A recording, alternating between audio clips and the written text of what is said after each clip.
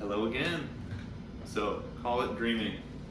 Absolutely gorgeous tune. Thank you so much for calling my attention to it. I have really enjoyed learning it. Okay, so the first thing that you should know is that it is in a different tuning. So, yeah, if you're interested, the slang for it is dadgad, as in D-A-D-G-A-D, if you want to tune your guitar to that. But I'm not going to teach you that tuning because we already talked about how that's just not what we want to do right now, so that's fine. I did take a little bit of liberty with the chord voicings to kind of give it more of that open tuning feel, because there's a lot of open strings ringing out in the recording. But I think you'll find that this sounds really nice and does the song plenty of justice. I've certainly enjoyed playing and singing it in the preparation for this video lesson.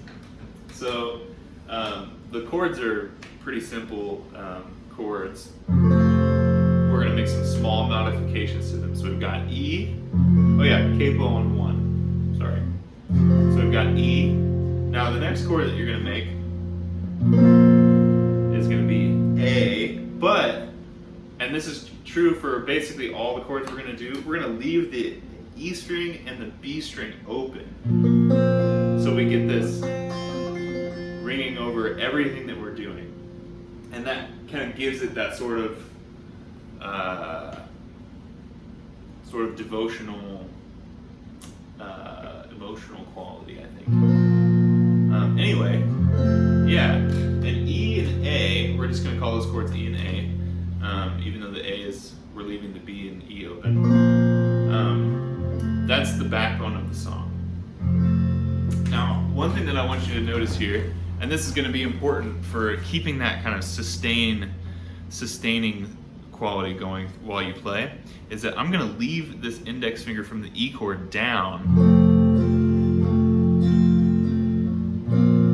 even when I switch to A.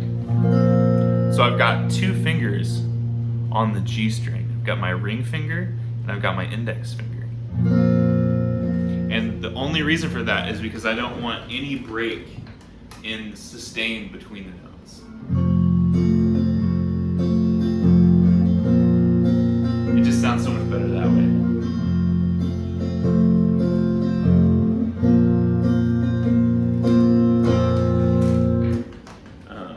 So try and leave your index finger down as you're switching between E and A. All right, so let's get to the strumming pattern. I think the strumming pattern,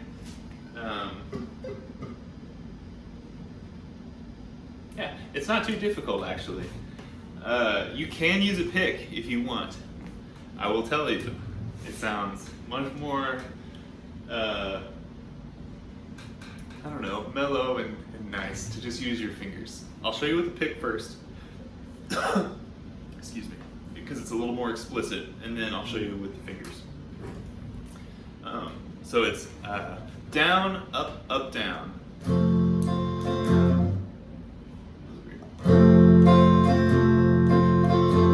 And then another up, up, down.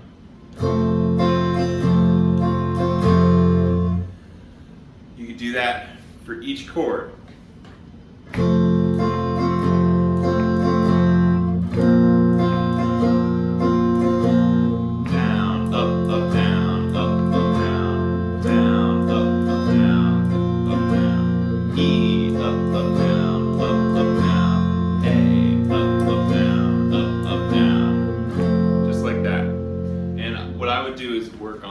That just until it feels very easy. Now, there's something in every strumming pattern that you can do at the end of it that I think confuses a lot of people when they're learning strumming patterns. And that is you add in a little chicka at the end. So check this out. Think down, down, up, up, down, chicka down, up, down, chicka, like that. And it's just a quick little down, up.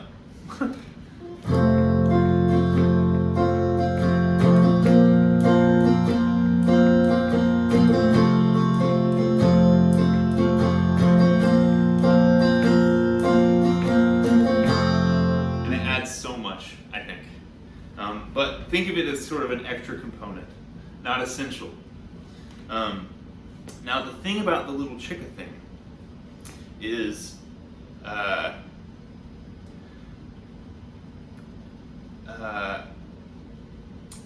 in my experience, what it does is you're strumming the strings basically like almost as you're transitioning into the next chord.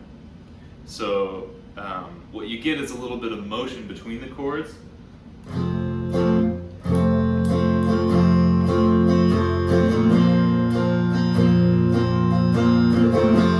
So if you watch just my left hand, watch as I do the chicka, I'll be picking up these fingers and moving them, and then as I move back to E, picking up these fingers, and it actually creates a little fill, a little melody kind of.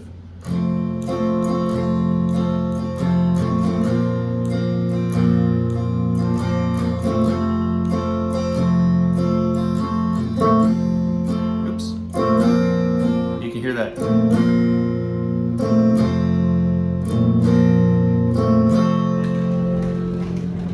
It's not much. It's very subtle, but yeah, it adds a little flourish before you do your transition. Gives it a little bit more juice versus. So I'll compare the two. So without the chicka and then with the chicka.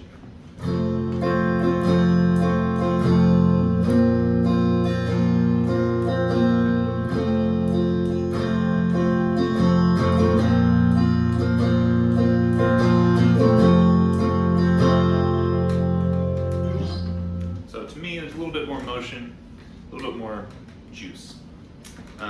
But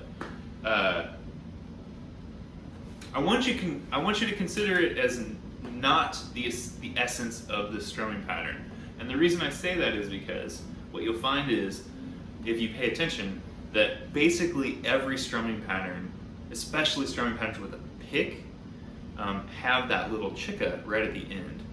And it's not always there, is the thing. It's just sort of something that's a little flourish that people throw in as a fill while they're transitioning into the next thing. So think of it as a separate thing, but definitely employ it here liberally. Okay, so the E and the A are the chords that you play during all the verses. Yeah, man, these lyrics are so beautiful. Say it's here where our pieces fall in place. What is it? Gotta get in the groove. Say it's here where our pieces fall in place. Then it rains, softly kisses, and a song fades. I don't have it memorized yet, so I can't perform it yet, but really nice. I'm just staring at the lyrics on my computer screen. Anyway, it'll fit beautifully. I was kind of like, when I was practicing, it sounded perfect, so it's definitely possible. I may attempt later in this lesson again. All right, so da da da da da da. All right, so let's get to the chorus then, because every verse is going to be E and A.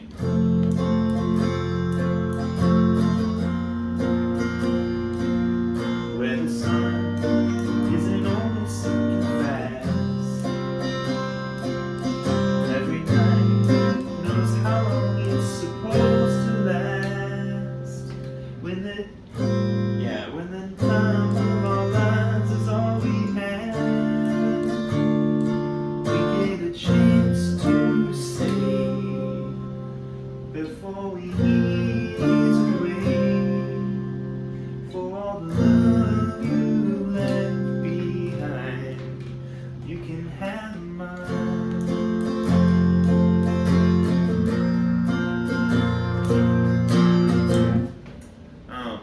Okay. So, I want to take, I'm adapting some chords here. So the first chord of the chorus is F sharp minor, which I believe is in Caramel. And we're going to use that same voicing. I know you played this for that B flat minor 7 chord, or B flat 7 chord. We're just taking this, we're moving it. Yeah, F sharp minor is in the Caramel song. In this case, what we're going to do is middle on 2 of E, skip the A, ring on 2 of D, pinky on 2 of G. So we've got 2, skip, 2, 2. And then we're also going to include open B, open E. Beautiful sounding chord. That's the first chord of what you'd call a chorus. Where the sun isn't only sinking fast. Watch this. This is B. So what I'm doing here is skipping the high E, obviously. 2, 4, 4, and I'm leaving those 2 strings open again. Love that sound. Okay, so where the sun isn't always sinking fast. See these 2 fingers? I'm just sliding them up. So where the sun isn't only sinking fast, every night knows how long it's supposed to last.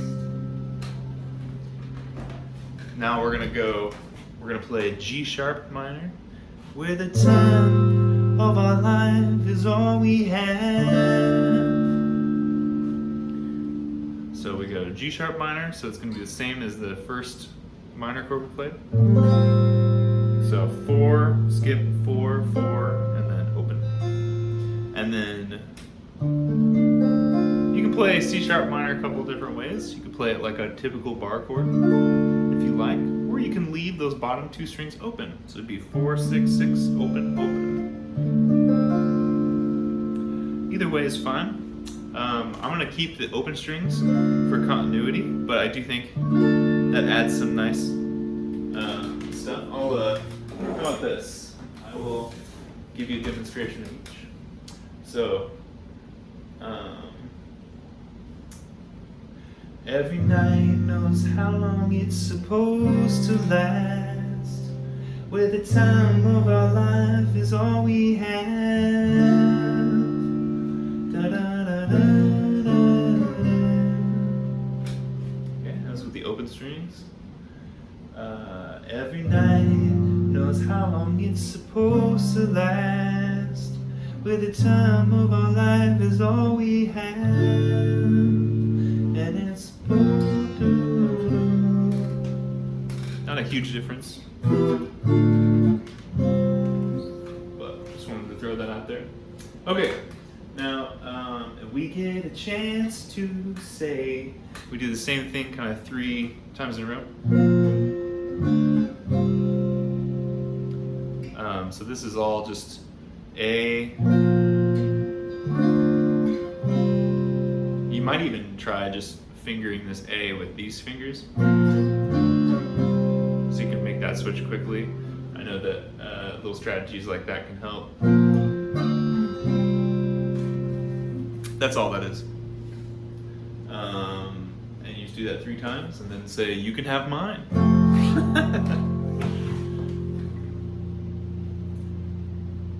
Okay, now that's all the chords and the strumming pattern with the pick.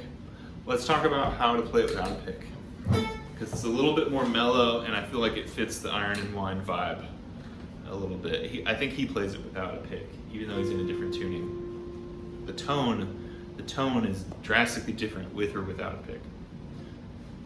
So I believe I covered this in another lesson, but basically when you're strumming without a pick, most of the time what happens is your thumb is what strums down, your index finger is what strums up. So we're going to do the same strumming pattern, just using thumb for down, index for up. And then the same thing goes for the chica. It's just thumb, index.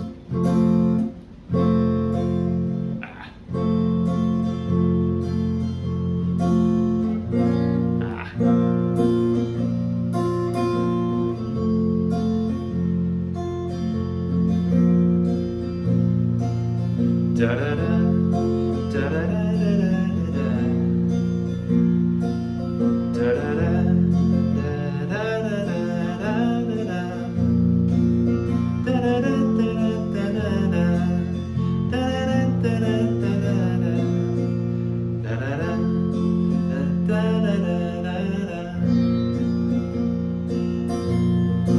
I think what you'll find is when it comes to playing and singing, memorization is the central component to being able to execute it. You can know the words, you can know the strumming pattern, but if you don't have that melody memorized, for example, or if you don't have the words memorized, it's very hard to sync them up.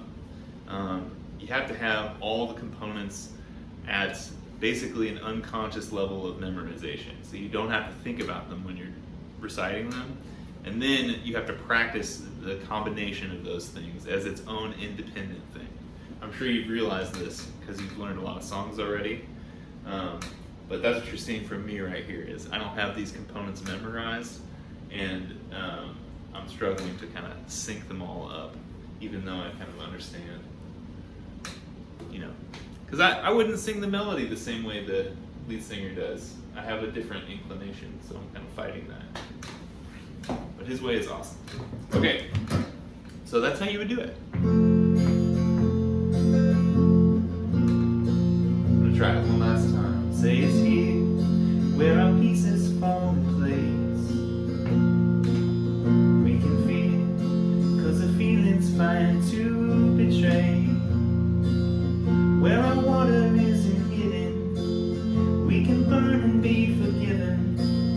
Where our hands hurt from healing, we can laugh without a reason. 'Cause the sun isn't only sinking fast. Every moon in our bodies makes shining glass. Where the time of our lives is all we have. Chance to say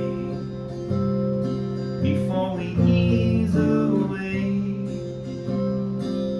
for all the love you left behind, you can have mine.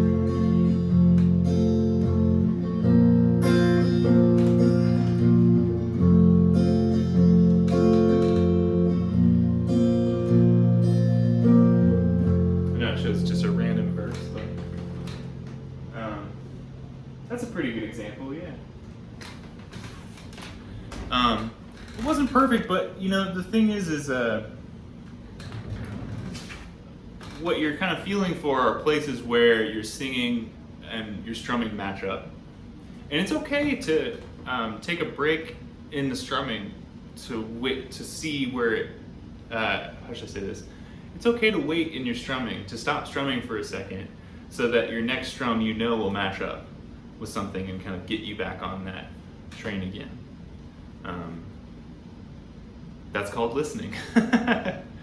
Very important skill. Okay, I think that's going to do it for this lesson, and I'm just going to send you this chord chart that I found online. It's perfect, and I'll send you some extra chord voicings. So, yeah. All right, well, I'll see you maybe next week. Maybe the week after that. But anyway, I'll see you soon. See you later.